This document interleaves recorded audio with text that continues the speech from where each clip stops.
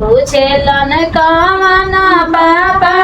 अपना धनी से जी कैसे कैसे चढ़ी हमार बाबुल पर हर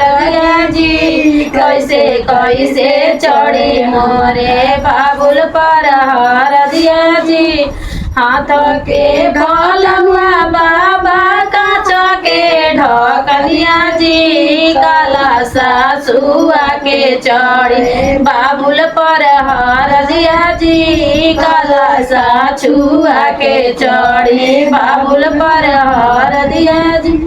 पूछेलन कवन चाचा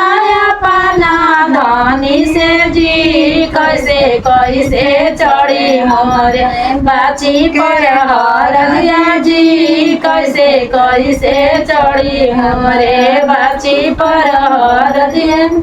हाथ के भलुआ ले हाथ के ढकनिया जी काला साछुआ के चढ़ी बाची पर हर दिया जी काला साछुआ के चढ़ी बेटी पर हर दिया जी पूछेलन सुंदर भैया अपना धनी से जी कैसे कैसे चढ़ी मोरे बहनी पर हर दिया जी कैसे कैसे चढ़ी मोरे बहनी पर हर दिया जी अमावा के बोलो भैया